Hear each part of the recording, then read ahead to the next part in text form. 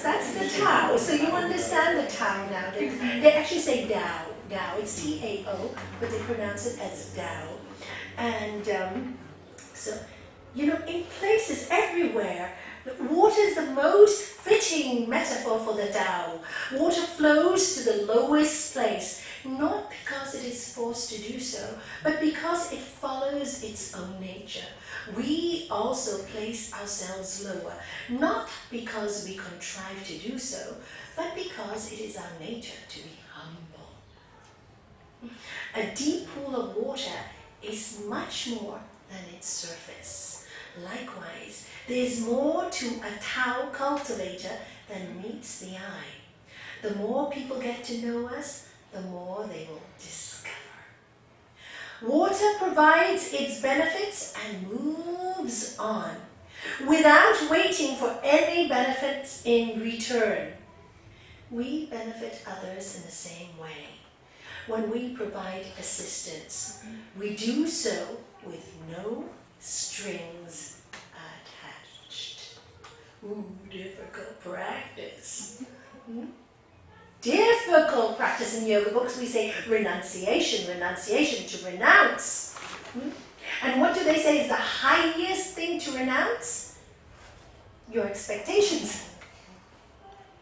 Isn't it true? When you have a desire and it doesn't come, when you have anger and it doesn't go, what do you have to do to be at peace? Forgive, to let the anger subside. And it subsides like water. It subsides if you allow it.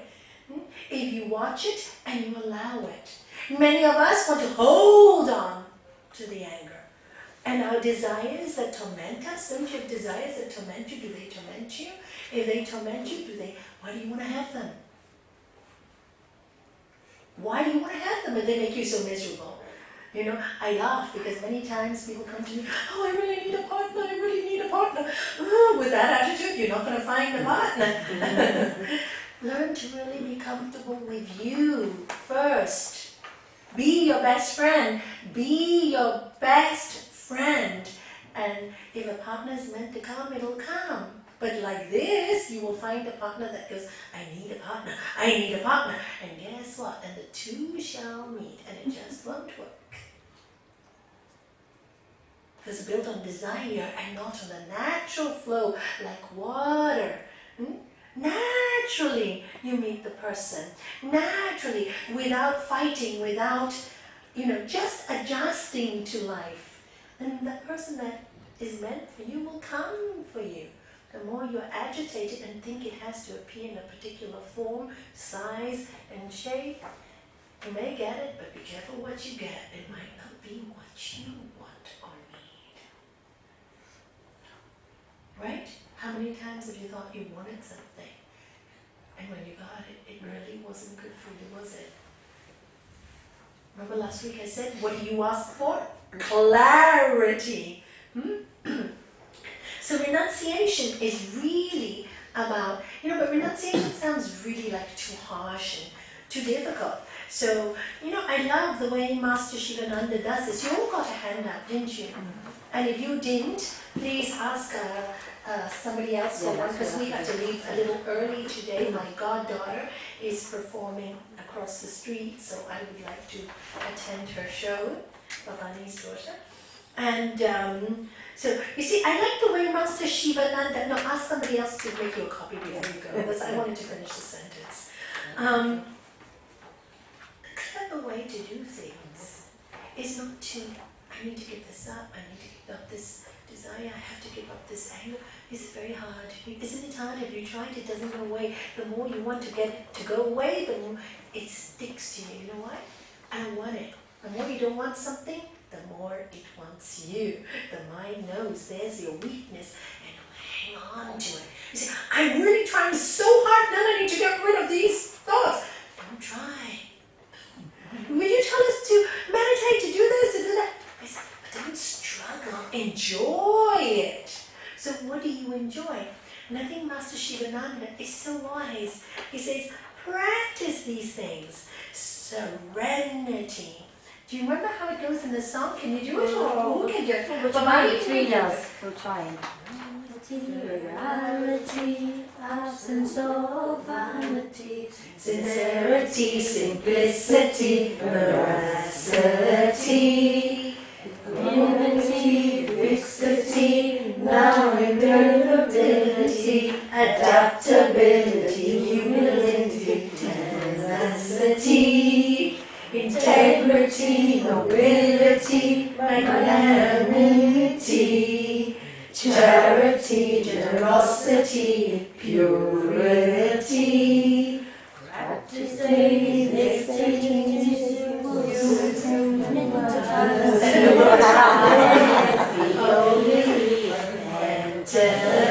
Brahman means divine energy or God or whatever you want to call it.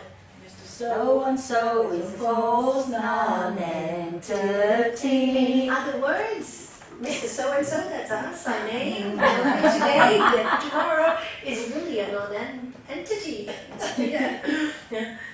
You will realize in infinity and Eternity, you will know unity in diversity. Accomodate inside the university. By grace of Guru, you will attain immortality. Om Shri Jaya Ram, Jaya Jaya Ram. Om Shri Ram, Jaya Ram, Jaya Jaya Ram. Om. So, do you see, if you practice all these things, you automatically adapt, adjust, and accommodate. So you have to ask yourself, in your life, please take this. Do you practice serenity? Are you at peace? Do you practice it? Or do you practice it? You have to practice to get used to it. Because if you don't practice, you won't get it. I will say, I am serene. I can only practice for me. How do you practice serenity? You get up in the morning, and before everything starts to attack your brain, I have to get ready to go to work, what am I going to wear, blah, blah, blah. Before any of that happens, you open your eyes, take a deep breath, say a brand new day. Thank you. A brand new day. Thank you. Sit up. Take another deep breath.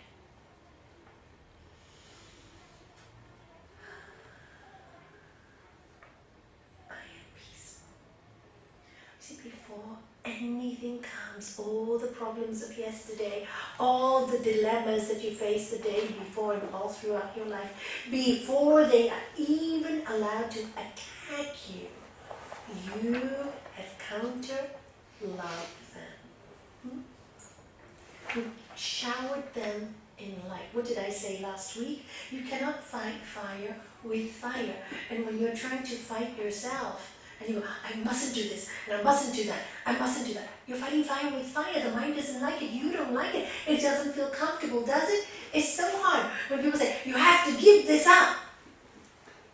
My master, once he said to my husband, about smoking, and in those days when I first started, I said, Gurudev, I don't smoke so much. And he said to my husband one day, when my husband was smoking, and he says, don't worry, Shanky. One day you do pranayama and you practice hatha yoga and you come to the ashram, smoking will leave you. Nice way to put it, right?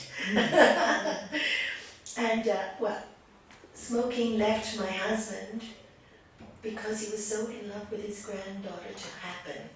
And that's how he actually stopped smoking. 1 month before she was about to be born, he saw a woman come into the business, to our shop, with a baby, smoking in the baby's face. And he had a realization at that moment that he couldn't do that to his granddaughter. He didn't see that with his own children.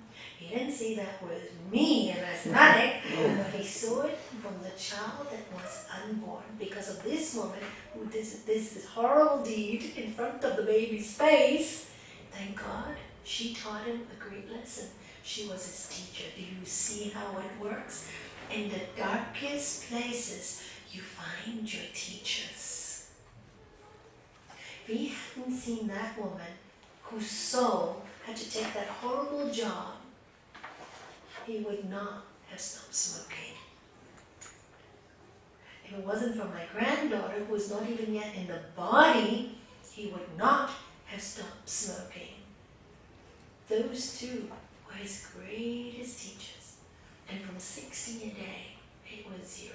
He was a monster for a year, but what can we do? Price you pay. And he used to say it. He used to tell me, and anybody who's addicted to cigarettes or addicted to drugs or anything, or alcohol, or so many other things that people are addicted to these days, computers, sex, everything, sugar, so many addictions, you just wouldn't believe it. And, what was I going to say about the addictions? How horrible it become when you drop it. Yeah, and when they drop it, it's really, really difficult. And all of them say the same thing, my husband. My husband was my teacher, because he taught me what they went through. And he said to me, you know, darling, I feel like there is a monster living inside of me. You know, it's like a monster sitting right there. And I said, have a cigarette. Have a cigarette. Don't have anything miserable. And he said, actually, he was teaching me that. I didn't know that because I haven't experienced that, right? You can only learn from somebody who goes through it. And he said, and it twirls around like this, and it burns. And then I said, I understand tapas. In Sri Patanjali it says, you know, accepting pain for help for purification of the mind, you have to accept pain. And it tells you that.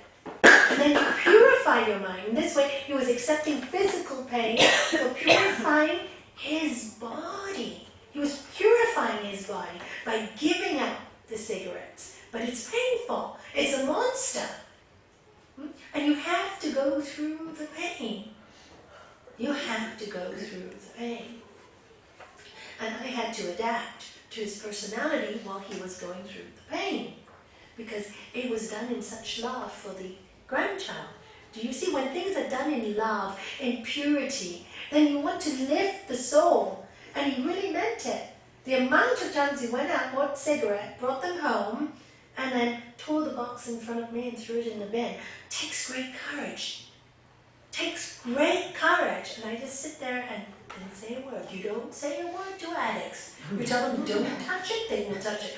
I just kept quiet, took a deep breath, and watched. He'd look at me, I go, and take the cigarette. Yes, he did it. He fought his own battle. He fought his own. You can't fight anybody's battle for them. You really can't. I wish we could. Many nights he would get up like 4 o'clock in the morning and up and down, up and down, up and down. His battle. I'll sleep. I have work tomorrow. That's a little bit of detachment. You learn in time. You can't be so attached. Because can you imagine one person not sleeping, 2 people not sleeping? No good. So you adapt. You just let it go. Let it go. And this is renunciation. Don't hang on and you know, adapting, adjusting, and accommodating. It doesn't mean you have to do what they're doing and say, darling, poor you. No, not poor you. Thank God you know. You created the habit, you have to let it go. I'm not going to get involved in your sorrow. What I will do is love you and be there for you when you're really upset. But I'm not going to follow your footsteps and get up at 4 o'clock in the morning and start arguing with you. Because if I start arguing with you, what's the first thing that's going to happen? I'm going to pick up a cigarette. Do you see? So it's hard for both people. And that's the adaptation. You know? I mean, sometimes you would just come home screaming and shouting. Thank God I had a lovely meditation room. Close the door, put on mantras, full blast. Lord, give me the strength to accept the things I cannot change, the courage to change the things I can. I'm doing it. And the wisdom to know the difference. Don't let me get in an argument because you'll pick up a cigarette. My burning also, not to shout back. Do you see? It's a burning both ways. And then when you do that, when you come out of your prayer room peaceful, he lives with the guilt for screaming and shouting. I mean, he has to say sorry. I didn't say anything, right? Do you see how it works? The adapt, adjust, accommodate. But when we fight back, like I said last week, it creates, and then the process of healing takes a long time. It's not that they won't heal. Their dharma, their karma, you can see from the moment they make a decision, already they're on the healing path. I want to heal myself. But then it's up to them to prove it to you. Without you getting involved, you have to stand back. The attachment is one. Can I help too much or stay away too much? So again, it's a balance. It's difficult, isn't it? Life is always not a razor's edge. But then think of it as a challenge. Think of it as an opportunity to grow spiritually. Think about how strong you are getting and what benefit it gives you. And how much understanding and compassion you develop. And there are many times, I was just filled with compassion and deep respect that he could get over it. And when he did, after the first year was over, he was a different person. Totally different person. So much more calm. So much happier. Well, you know him, so you also... Okay, Eric's going through that 4 months now, so... Is he so... Oh, you're facing it. And look at you, how calm and peaceful. I'm doing exactly what you were doing, anyway. I'm trying, anyway. Yeah, sometimes we slip, but we're human. Once in a while we can demand, stop it. You can once in a while. It's good for you. They need to know that you're not a beanbag also to be thrown around. But in the end, he did thank me a lot, and it doesn't really matter. You don't do it for thanks. You do it because it makes you a better person. And this is adapting, adjusting, and accommodate to the highest good of everybody around. It doesn't mean you're a doormat. You're not a doormat. It's wisdom. It's wisdom. A doormat is to allow people to use it and keep repeating the same mistakes over and over and over and over and over and over again. And thinking somebody is going to change for you. They cannot. They won't change for you. And if they change for you, you'll be in trouble. Because the day when you argue, I did it for you, now I'm walking out. If they do it for themselves, then things work. Healing only works. I remember once I had a couple here, both working very hard. They separated, and and I said, good. And they were both working with meditation, reading, studying, and everything went really well. And I said, stay separated. They started today, good. Should we go back together? Not yet. And one of the partners says, I want to do it for my wife. I want to get her back. I said, if you do it for her, you're in trouble. No, but Nalanie, I'm feeling so good. I'm doing it for her. I said, no, do it for yourself. Anyway, I went to Hong Kong for about 6 weeks. It was the time I think my sister had her stroke. I came back. I found out they'd got back together already. So I thought, well, maybe I'm wrong, maybe they're ready, maybe they're strong, and maybe they can really love each other. 2 years honeymoon period. 2 years. After that, he dropped all the practices. She continued, he dropped. Bad habits started creeping in slowly. Another 2 years later, more arguments all again. And I said to him, you didn't love yourself enough. In the end, he was very miserable. But you see, and she had to get strong. It was a horrible split. You have to do it for yourself. You have to want and think and know you deserve to be happy. Not use it as a tool to buy someone. We cannot buy anyone in life, either with money. It's all temporary, or emotions, or manipulation. I love you, so I'm going to give you lots of presents. And once I've got you, drop. What happened to all the presents and all the flowers? No expectation, you see. And if we're strong, people will not buy us. They know we can't be bought. And that's a nice feeling. Nobody can buy me. And I belong. I always say we have one boss. I used to tell my husband that too. I only have one boss. I love you, but I have one boss. So I always follow my highest. And not an easy thing to do, is it, in this life? And my boss was serenity, regularity. Do it every day. Practice every day, every moment. Every moment. This is why now all the New Age teachers are saying, live in the now, live in the now. Very wise. We only have the now. Live in the now. How do you live in the now? Practice all the time. All these 80s. Next one. Absence of vanity. When you're too vain, I'm sorry, then you become too body conscious or too mind conscious or too self-absorbed. When you're too vain, you miss a lot of things in life. And the ego becomes huge. You always want to, when you're vain, you need praise. When you need praise, it means you want people to think you're important. It's not a place of strength, because if they don't give you the praise that you need, you collapse. It's a place of weakness. Sincerity. Be sincere. Be sincere. Don't like something, don't pretend. Please don't pretend. Oh, it's beautiful, it's beautiful, it's beautiful. And you know it's not. Nobody will trust you. What will you get? Nothing. Be sincere in everything you do. It's okay. Yes, it's really good. It's really good. Don't go there. Be honest. Be truthful. Simplicity. Be simple in your life. You know, Master Chinmayananda, who was also another disciple of Master Shivananda, would say, high thinking, simple living.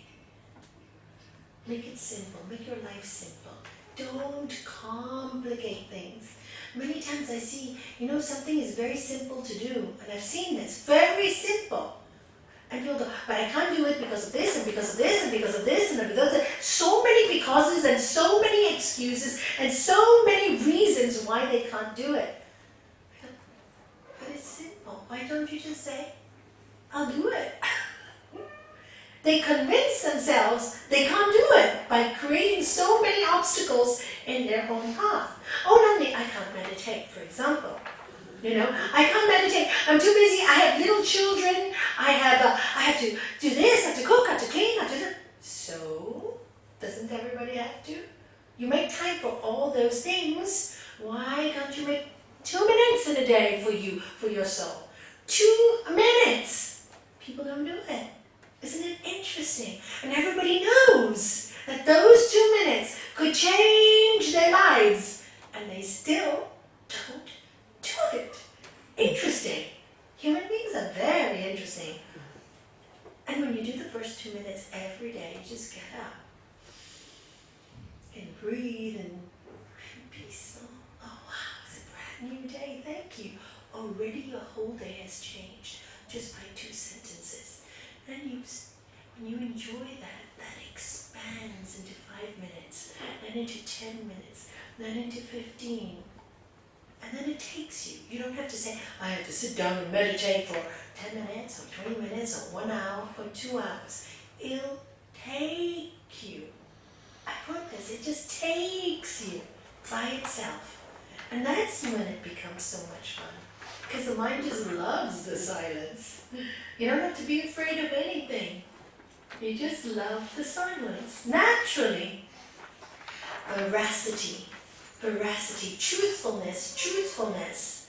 And what else does veracity mean? Can it be, Janaki, would you know? Your English is so good. It's kind of like a truthfulness, right? Clarity. I've Yeah? never heard of it. Okay. Yeah. It's like veracity. I think it's truthfulness and kind of clarity. But check it out anyway. But that to me is what I think it means. Equanimity. Equanimity is being balanced. Being balanced in your life. When you see yourself get too emotional, and I'm sure you do. Do you see yourself when you get too emotional and agitated? You know it. That's how it goes, right? The panic comes. Uh-oh, you've lost your balance. Watch it, see it. You can watch it, you can see it. Use your tools. Get your toolbox. Where's your toolbox? What is your tools? What tools do you use? You tell me, what tools do you use when you lose your balance? Mantra, breath. Mantra, Pranayama. pranayama. What else do you use? Any tool that you like that takes you out of balance. So if you maybe don't practice these pranayama breathing, and you don't practice mantra, because truth is one, parts are many, everybody has their way, what takes you out of negativity? Some people say, I love to run. Go running. Some people say, I love to listen to music. Listen to music. Mantra uplifts me, and I guarantee you it works. But until you know that, it may not be the tool for you. Yeah? So unless you're convinced that something helps you, if you use a tool that you're not convinced about, it won't work. It just won't work. But if you have total faith in your tool, it will work. It will definitely work. So when people talk about mantras, they say, yes, we give Sanskrit mantras, but only when you are totally convinced. And you say, I feel this when I hear a mantra. I really want one, then I'll give you one. But if you're not totally convinced, then find another method. Somebody, in the beginning, before I even had my mantra, when things were going tough for me, I would always use think about 3 days later. I still use that today. I still use it today. Such a strong practice. I just say, in 3 days, all this will be over. And this too shall pass. I got that from the Bible. And this too shall pass. And like I was saying yesterday, really, aren't there days when you get so emotional and you think, I'm never going to I feel so bad, I want to die, life is not worth it. And then, at those moments when you go like that, say, you know what? This too shall pass. And this too shall pass. And this too shall pass. And the next morning you get up and you go, hey, what was all that about? Last night I thought I couldn't bear it, I will die. And look, I woke up this morning, I'm alive and I'm breathing. And you know what? I'm not that bad. I can survive this. And this too shall pass. Grant me patience. Grant me patience. You want some water? Thank you. Yeah, sure. Janaki, I hope you didn't catch my cold. Sorry. No, I had a cold over the weekend. This is Janaki from England, and she's come to visit. She's staying with me. She gave me a wonderful reflexology on Saturday. I was really ill. My cough went and she got one. God bless you. Remember you said I should have a massage? My foot massage? After you left, she gave me one. Nice one. Isn't it strange? And she said the dryness on my feet was due to the anesthetic in operation. See how God works? Bharani was telling us that they really need a massage. Your feet look horrible. They're very dry. She said, Nalanie, I'd love to give it to you. I didn't have time. But then that afternoon, her very wish, she said, was sitting on the brush, she massaged my feet. God provides. It's just like that. It's like that. That's how it works when you don't worry about things. When you have to do it, you'll have to do it. It'll get done. So I probably needed it. And the other one, fix. I like his words. I can't even say it. Fixity. Focus. Fix it. But really, that means focus. Fix your mind on something and stick to it. Fix your mind on something, stick to it. Many times we decide, right? We decide, I'm not going to do this. 10 minutes later, you call a friend. Oh, got a really nice bar of chocolate here, but I just decided, I have chocolate. I'll do it tomorrow. Already lost your strand. Once you decide, stick. Thanks. We'll keep it for a week's time. I'll have it a week later. Thanks for the chocolate. You go enjoy it. This is just fix your mind and stick to it. Don't be fickle. In our lives, most of our problems start because one day we like this, and the next day we want this, and next day, and we're so fickle. If you stick to something, and if you decide to do something, stick to it. And I have a student in Spain, Ole, who does he puts all these on our websites, all the talks on the website. He's really kind, and thank you for filming the last few weeks. I really appreciate it. And he said to me, Nalanie, I promise you I'm going to meditate every day for 30 days. So you don't have to promise me. He said, I do, because if I promise you, it means I'm stuck. I have to do it. It's a good, promise me as much as you want. and he sends me an email, and I forget about this. And 30 days later, he said, I promise you I'm going to meditate for another 30 days. And I'm holding you to it. Great. And now he does it even more intensely. And that's how he's been doing it. So he's used me as a tool, which is great, And he says, because if I say I'm going to do it, I am not.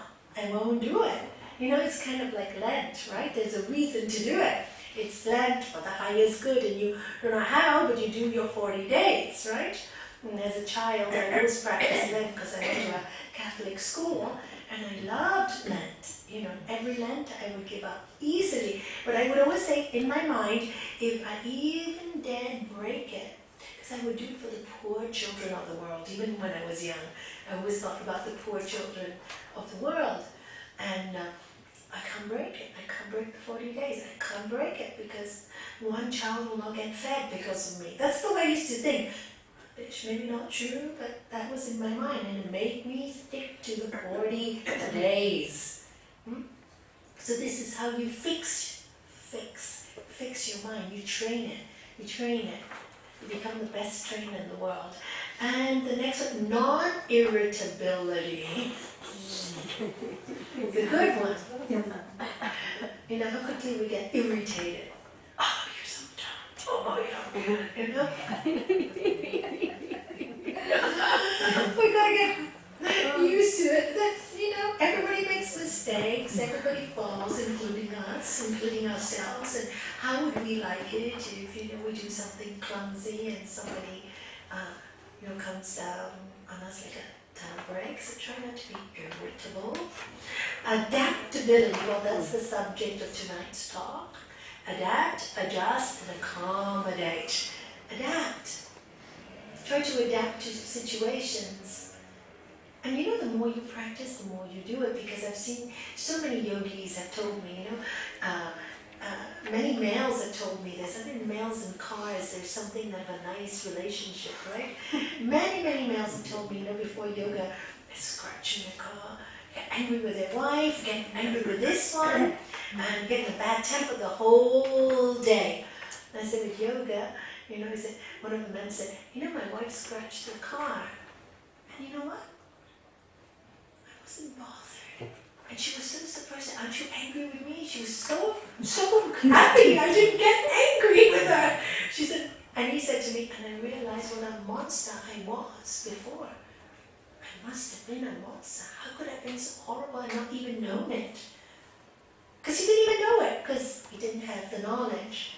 With the knowledge was, I used to get upset with her, then I get in a bad mood, then I go take my car to the garage, and this is a train of things that used to happen, and then something would go wrong at the garage, they charge too much, or too little, arguing with the guy in the garage, and nobody's happy, got the car is on the subject agenda every evening for 1 or 2 years. Wow, what hell. What hell. And now, scratch, no problem. Little scratch, can you fix it? What's your price? Bargain, finished, agreed, gone, pick up the car. Finished, done. Heaven. For everybody. Yeah, because it's a train same reaction. Because of course, if you go in a shop and you're irritated, and you blame the garage guy, he's just reflecting you. You know how rude people come in, my car's broken, you gotta fix it. They're gonna treat you the same way. Right? You change them. You change people by you. You know, people reflect you all the time. It's really interesting. So you adapt. And so many people say, wow, it's so nice to be peaceful. It is, isn't it? It's so much better. Who gains? All these practice makes our lives happy and the people around us. Humility. Humility for me is a big one. Because I realize in life, if you think you know it all, you learn nothing. Also, it doesn't make life fun. When you're humble, every minute can teach you. Every human being can teach you. And it's really nice to be taught because there's something to live for. Every day is a new adventure. If you think you know it all, then you always have to pretend that you know it all. And you can never know it all in this body, in this mind. Not possible. There's not enough years for you to go to every single library book in this world. Not even one library can you do in a lifetime. So how can you know, if you can't even know the books of one library in one lifetime, how are you going to know it all? So humility is this wonderful gift that makes your life like, wow, every day teaches you something.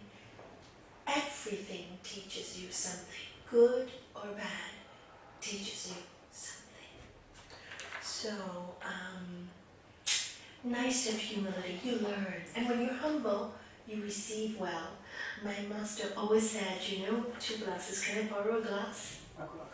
Thank you, same thing. Right? If you are not humble and you want knowledge from, no, well, this one is empty and mine is full, right? Can I fill this one? I can never fill it up. I want water, but I can't fill you up, you're there. But if you go down, I can now fill you with water. And your thirst will be quenched. The empty cup becomes full.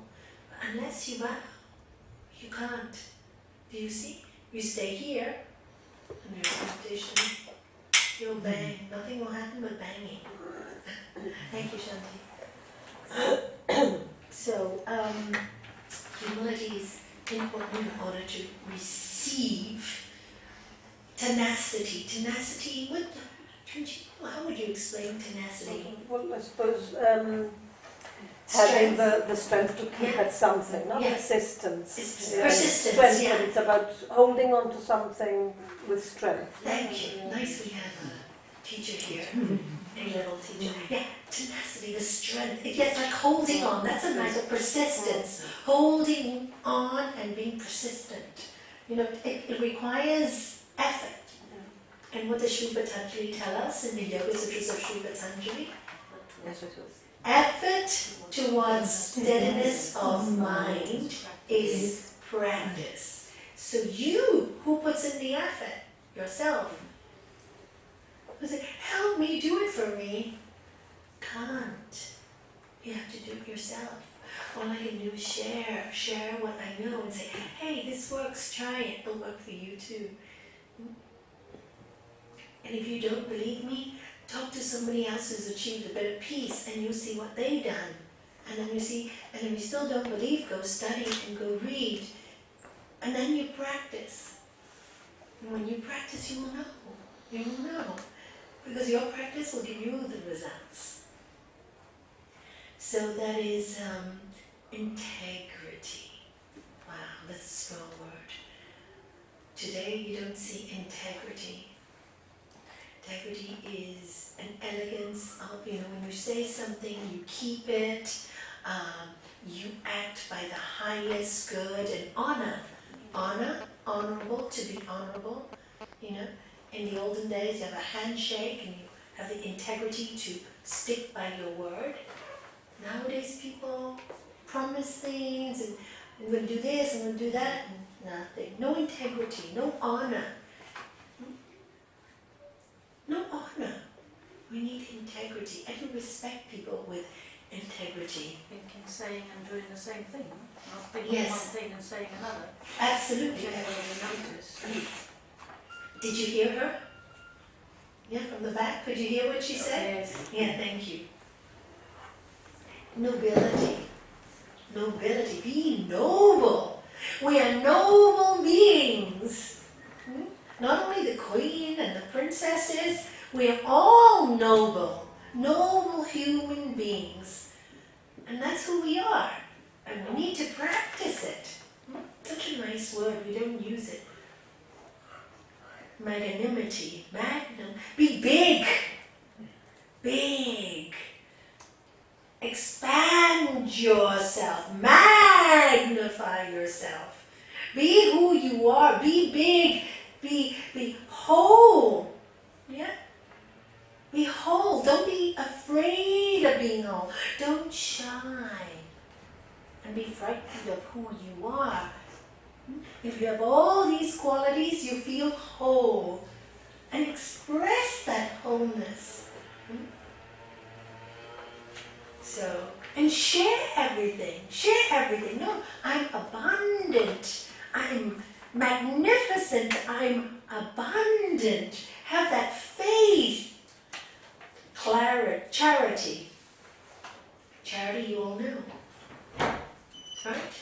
All practice charity in your life. Generosity. Ooh. Nowadays people are such misers. Haven't you read Scrooge? Christmas Carol?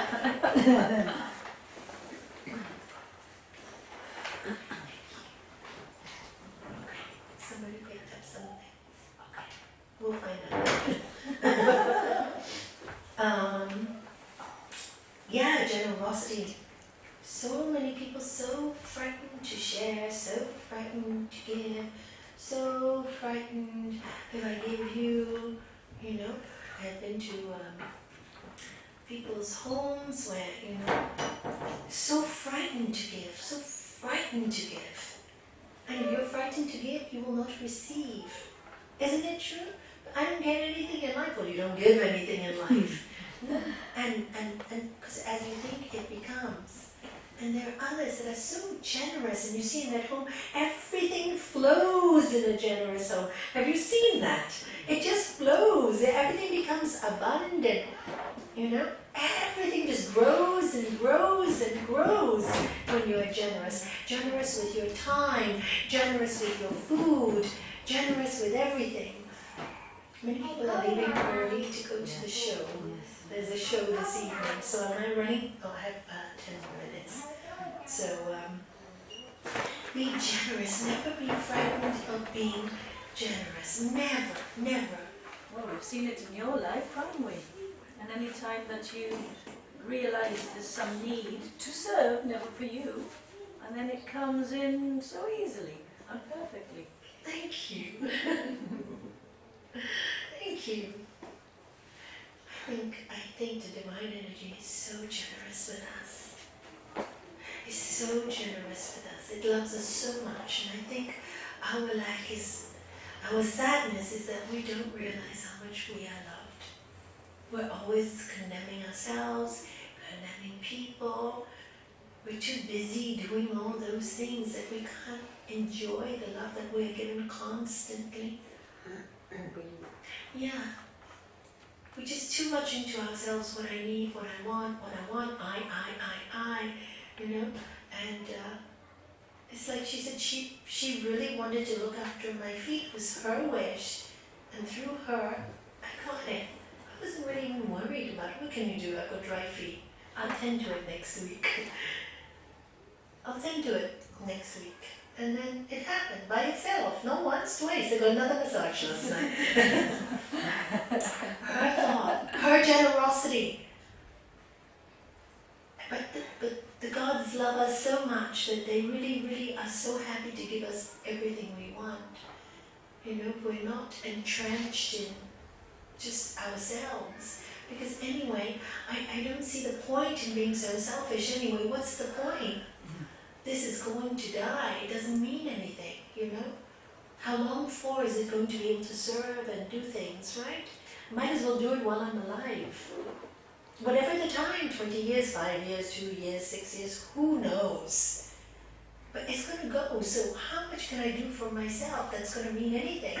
It's not going to mean anything when the body goes. But when you serve and are generous with everybody, you leave something behind, a seed, a flower, you leave something, a fragrance in the air. You leave something. And when you just say, I, me, mine, time you go, thank God she's gone. Oh, they'll remember you for 1 week and everybody else will forget you. Isn't it true? Yeah. Somebody, when you hear of a death and that person has done nothing for anybody, oh, I'm sorry you're gone, but you forget that person. You even forget that person has died. They have no place in your mind. But you remember the passing of somebody who's so kind. You miss that smile, or you miss that look, or that kindness. Isn't it true? Yeah. It is true. So that's the only thing you can leave behind. Can't leave behind. So what does your selfishness do for you at the end of your road anyway? On top of it, you can't take anything you cried for and screamed for and struggled for. All your life, I want this beautiful house, I want this beautiful thing, I want the best TV screen or the best computer. Time comes, so much struggle, so much suffering to earn that money, to buy those things. Bye-bye, they stay behind. They stay behind. So what do we use our time to gather anyway? What should we be using our time to gather and collect? What are we gathering and collecting? You have to think and think again. So, generosity, purity. Lord Jesus said, blessed are the pure, they shall see God. Yoga says, yoga's chitta vritti, rodaha tada dvastuhe swarupe vastanam.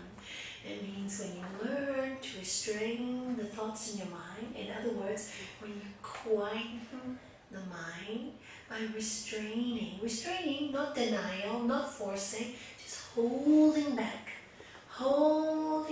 the negative, and then your mind becomes quiet, what happens? You abide in your own true nature. What is your own true nature? Truth, knowledge, bliss, absolute peace. Truth, you live in the truth. You live in the bliss. And knowledge, absolute. Why? You realize the only knowledge is simple. It's very simple. Love all, serve all. Finish. What else can you do? You learn. And all means you too. Because if you don't love and serve yourself, you won't love and serve anybody else. But the love and service we're talking about is not selfish. It's selfless. You look after your health so you can be more used to the people around you. You look after your peace so that you make your family peaceful. You become strong so you can be service to the universe, to people around you. And your family. Your family is your gift from the gods. And once you look after them, then the community comes next. But first, if you don't think you deserve it, then no point. How can you tell somebody, have peace? You have none. Why can't you be more peaceful? You can't. Look at you. What are they seeing? You're telling me to be peaceful? Look at your face. Do you see? So you have to start with you. So in the beginning, yoga looks a little selfish. In the beginning, yoga looks a little selfish because in the beginning, when you practice, you have to make time for you. So it looks a little selfish, but really, what you're using that time is to, and I used to tell my husband that because he used to get very angry in the beginning when I started to make time for me. So I explained to him. I said, I'm doing all this so I can be a better wife and a better mother. I can be a better wife, and I can be a better mother, and most of all, I can be a better human being. Because while I'm complaining, and while I'm angry with life, and while I'm unpeaceful, I don't like myself. I don't like myself, and I didn't, because at that time when I started, it was all those awful things. I couldn't live with me. I couldn't live with my crazy mind, and he knew that. So I had to make peace with me first, before I could make peace with everybody else. So it looks a little selfish to begin with, but later the benefits are for everyone, all right? So that's, and you practice clear thoughts, nice, just loving thoughts. Loving thoughts. And then after a time, there are no thoughts. You just don't think. You just don't think. You just tend to the moment. Solutions. You don't think. You don't really put so much. It becomes natural. People always tell me, oh, Nalanie, the other day you were thinking this, this, and this. And I go, really? I don't remember any of that. Because I really don't think so much, I think. I mean, sometimes I think if something is sad, I will think and I will pray, but I don't really do da-da, like I used to many years ago. The moment it starts, it automatically stops. That mantra takes over. Because with practice, you develop a new habit. So the old habit has no more place. Easy way, right? Don't struggle with yourself. All I did is try to practice, purify my mind. Purify my mind. Purify my mind. That's all I have to do. And a purified mind is a neutral mind. It's neutral. It's neither so agitated or it's not so depressed or so low. Low lows bring high highs. High highs bring low lows. So you try to, so when you first start, it's like a pendulum when you first start practicing. Up, down, and over the years you get a bit more balance, over the years you get a bit more balance, and then all of a sudden you don't even realize one day something happens that would normally disturb you, you're no longer disturbed. And you go, wow, it's so nice to be peaceful. Then you want it more, and then you want it more, and then you want it more, and then the bliss comes more, and the more you practice, the more bliss. Automatic reaction. So that's how you adapt, adjust, and accommodate in your life. Practice all the great virtues. Practice them, practice them, practice them. And soon there's no more space for the other. There's no more space for the other. And then you have the freedom of being in a content state. That's when you're content, you feel free, don't you? As Sri Patanjali says, when you practice contentment, supreme joy is gained. Supreme. Because it's so quiet and so peaceful, and you can move in the world like water. Through good places, through bad places, and it's all okay. Today's going to be a good day, fine. Tomorrow everything will go wrong, no problem. It's the same. It's quite exciting then. There's some adventure in your life. Things will get fixed, and then the next day is, every day is different. But every day is an adventure. And you don't differentiate anymore between good days and bad days. They're all adventure days. All adventure days. And that's how you look at it. And that's the change you make in your mind. And then peace comes. And when peace comes, you have everything. Nothing more you want, right? When you're peace, you're already happy. People want to be around you.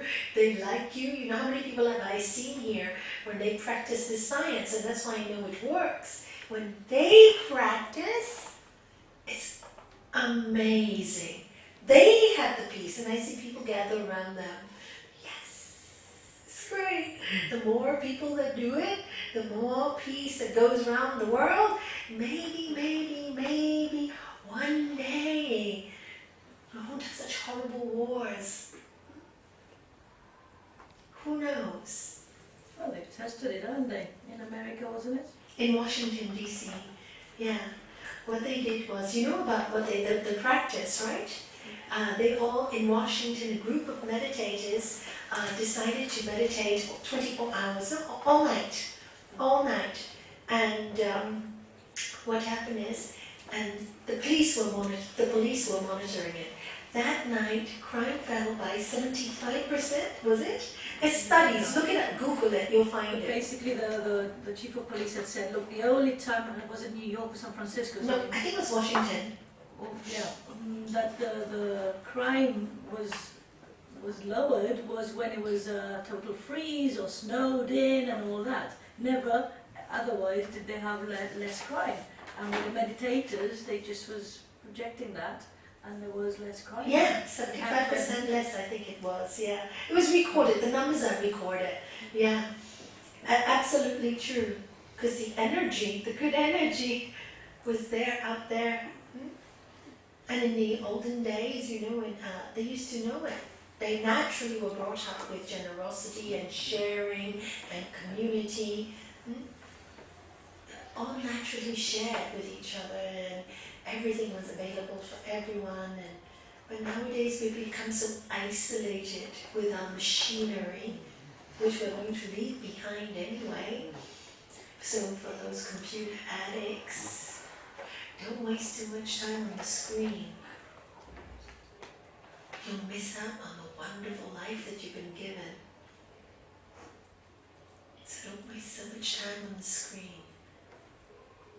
Make use of your life. If you need to do work on the computer for your job done at the end of the day, then you say, now, rest time. And if you do have computer work, as I do, you see my iPad here. I carry it around, I don't use it. Only for emergencies. My son bought it for me. Sweet. So, but it won't take over my life. It's there for me to use, not it to use me. So if I decide I want to sit in the sun, it stays in the room. So excuse me if I don't always answer your email quickly. I'm having fun. I think on that note.